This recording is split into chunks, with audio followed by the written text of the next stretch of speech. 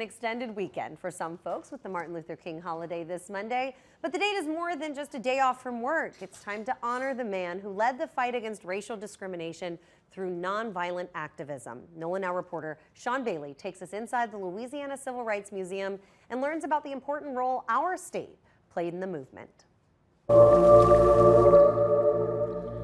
So many important stories of local civil rights heroes and their inspiring stories fill these halls. Today we are taking a tour of the Louisiana Civil Rights Museum, and I am joined by Ernest English.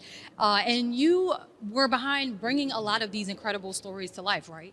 Yeah, it was truly an honor to learn so much of the state's history that I did not know going into this project, and working with the Museum Advisory Board, along with team at state museums and other historians, to make sure that we accurately told the most profound story possible. And one of the coolest things about this museum is that it's separated into 3 themes to help tell that story, right? Yeah, the themes are right to education, right to assemble, and right to vote. And in each one of the pathways, we start in the late 1800s with the legacy civil rights movement and various events that took place. And then we show, as you continue on the pathway, different events, individuals, heroes, and organizations even that helped spearhead the modern civil rights movement in the 50s and 60s. During your research, what was one of the most exciting or inspiring stories that you learned about Louisiana's role in the civil rights movement? It's truly general, and the general fact and truth that I learned about our state is the leadership role that it played in the national civil rights movement. You had the Baton Rouge bus boycott led by T.J. Jemison in Baton Rouge. That came before the Montgomery bus boycott, and Martin Luther King actually used that as a blueprint in executing what those civil rights heroes did in Montgomery. You also have heroes like A.Z. Young, who led a 105-mile march from Bogalusa to Baton Rouge. In New Orleans, you had heroes like Avery Alexander, Don Hubbard.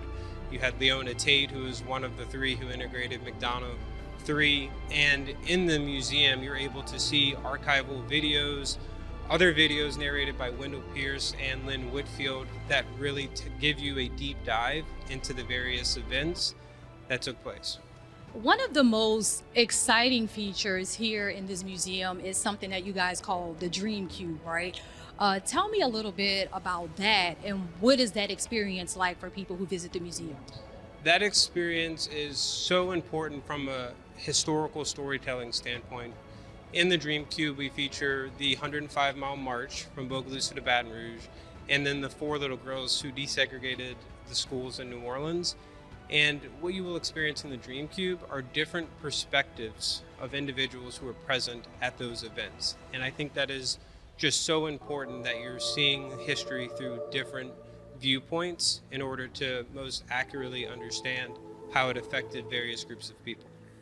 And that is just a taste of all of those important stories that you will learn right here at the Louisiana Civil Rights Museum. And if you are interested in visiting, the museum opens Tuesday through Sunday from 9 a.m. to 4 p.m. at the Louisiana Civil Rights Museum in the Convention Center. For NOLA Now, I'm Shan Bailey.